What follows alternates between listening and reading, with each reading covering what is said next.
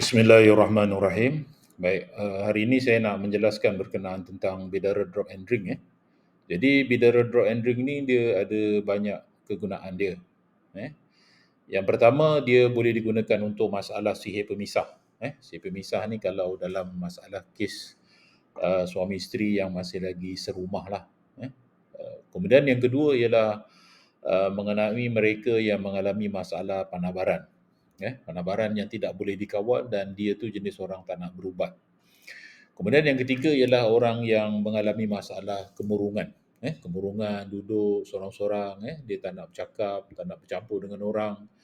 Tapi dengan syarat dia masih lagi makan dan minum di tempat yang kita sediakan lah. So mana kalau dia duduk dekat rumah, so dia nak masih makan dan minum dengan kita. Okey, itu masih okey lagi lah.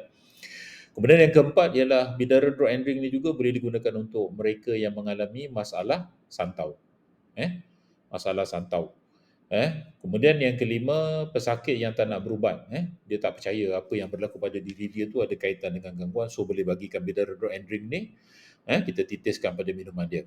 Kemudian yang keenam ialah pesakit nazak yang tak boleh nak meninggal. So maknanya dia ada masalah, dia nazak 2-3 hari tersangkut-sangkut, maka bidara drop and drink ni boleh digunakan, kita titis pada mulut dia, pada mulut dia lah.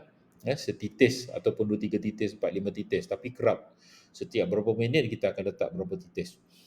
Kemudian yang ketujuh ialah warga emas yang terlantar sakit. Maknanya dia terlantar sakit, tak boleh nak buat apa-apa, dia bergerak apa benda semua sekali. So itu adalah boleh digunakan juga menggunakan bidara drop and drink ini.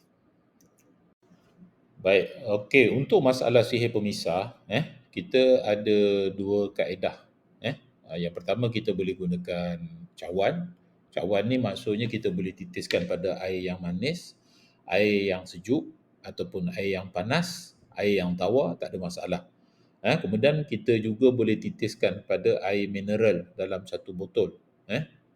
Ni yang lebih baiklah. Kalau tak boleh dapat air mineral, boleh gunakan air yang manis yang kita simpan dalam peti ais pun boleh, tak ada masalah.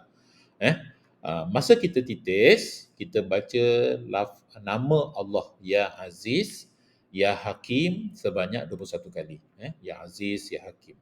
Ya Aziz, Ya Hakim. Ya Aziz, Ya Hakim. Ya Aziz, Ya Hakim. Sebanyak 21 kali dengan niat supaya kita suami isteri yang mengalami masalah sihir pemisah itu, yang terpisah hati kita minta dicantumkan semula oleh Allah. Sebab apa saya gunakan nama Allah Ya Aziz, Ya Hakim ni? Ya Aziz ni maksudnya yang maha perkasa. Ya Hakim ni adalah Allah yang maha bijaksana. Allah gunakan dua namanya ini dalam Al-Quran dalam kes yang berkaitan tentang hati, dan juga dalam kes yang berkaitan tentang sesuatu benda yang sudah hancur boleh dicantumkan semula. Sebab itu penggunaan nama Allah ni kita niat Ya Aziz Ya Hakim diniatkan untuk suami isteri, dititiskan ke dalam air mineral ataupun air yang manis atau sejuk ataupun yang panas, kita boleh gunakan untuk tujuan tersebut. Dan boleh minum pada bila-bila masa, tak kisah. Harap-harapnya dengan kaedah ini dapat boleh membantu bagi mereka yang mengalami masalah sihir pemisah. Baik, selepas kita titis bidara drop and drink ni tadi, banyakkanlah amalan selawat kepada Rasulullah sallallahu alaihi wasallam. Allahumma salli ala Muhammad wa ala ali Muhammad. Berapa banyak kita nak baca, terpulanglah kepada kita. Namun demikian amalan selawat buatlah, mohon dalam hati kita, ya Allah, wahai Rasulullah, tolong doakanlah kepada kami supaya hubungan kami suami isteri dapat berbaik semula. Niatlah apa yang kita boleh niat dengan niat yang baik, insya-Allah. Baik, itu amalan yang kita buat selawat. Selawat ni maksudnya yang kita buat selepas pada waktu daripada kita titiskan itulah, di luar daripada waktu tu. Kita baca Allahumma salli ala Muhammad wa ala ali Muhammad. Kemudian ada amalan sebelum sebelum kita tidur. Kalau yang bermasalah itu adalah suami, jadi bagi isteri dia amalkan Ya Latif, Ya Hafiz, Ya Zal Jalali wal Ikram 7 kali. Ya Latif, Ya Hafiz, Ya Zal Jalali wal Ikram 7 kali. Amalan ini bagus diamalkan sebelum daripada tidur, niat untuk suami. Baik, jika yang bermasalah itu adalah pihak isteri, isteri yang bermasalah. Jadi suami yang titiskan bidara drop ini kepada isteri dia. Jadi kalau suami ini nak tidur, nak niatkan kepada isteri dia, kita baca Ya Rahman, Ya Rahim, Ya Zal Jalali wal Ikram sebanyak 7 kali. Baca sebelum tidur. Niat mohon pada Allah Subhanahu Wa Taala supaya diperbaikilah masalah yang berkaitan suami dan isteri ini. Baik, ini adalah cara kedua bagi mereka yang mengalami masalah terkena santau ataupun batuk tak berhenti. Juga boleh gunakan bidara draw and drink. Sebenarnya kaedah ini adalah kaedah kedua.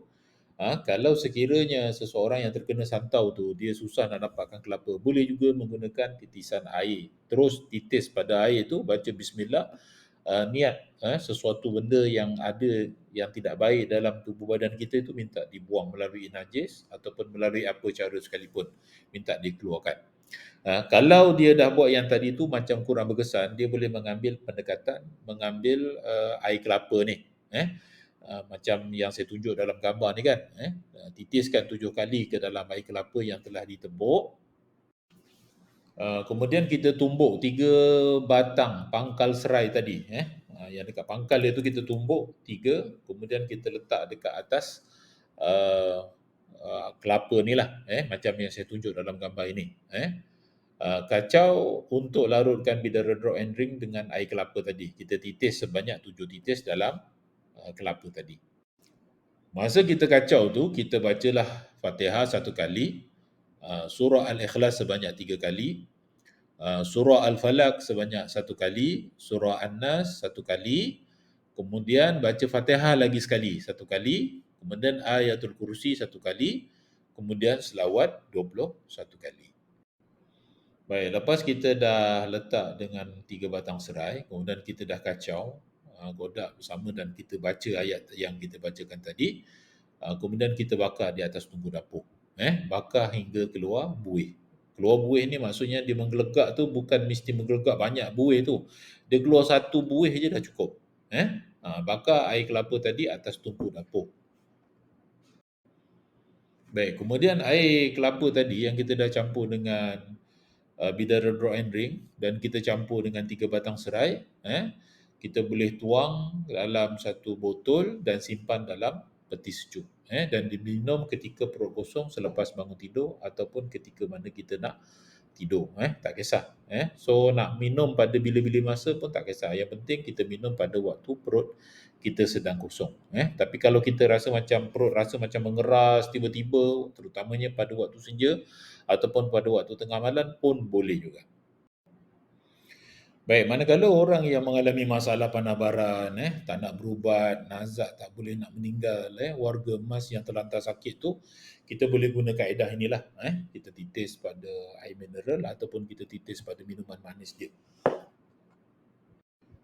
Maka bacaan yang kita nak baca sama seperti mana yang bacaan yang kita baca masa kita gunakan titis pada air kelapa tadi, iaitu Fatihah 1 kali, surah Al-Ikhlas 3 kali, surah Al-Falaq 1 kali, surah An-Nas 1 kali, Al-Fatihah sekali lagi, kemudian Ayatul Kursi 1 kali dan selawat 21 kali. Jadi kesan daripada dia minum ini, kadang-kadang seseorang itu dia akan rasa penat, letih. Orang yang dah minum ni dia akan letih, penat, bersangatan. Dia akan rasa macam tak selesa. Dan biasanya dia akan membuang melalui najis dia, sama ada kerap pergi ke tandas dengan buang air kecil ataupun buang air besar. Kalau begitu keadaannya baguslah tu, tanda-tanda yang bagus, maknanya benda yang kotor yang ada dalam darah, dalam diri dia telah mula keluar. Mudah-mudahan kepada siapa yang nak order boleh terus order di sini.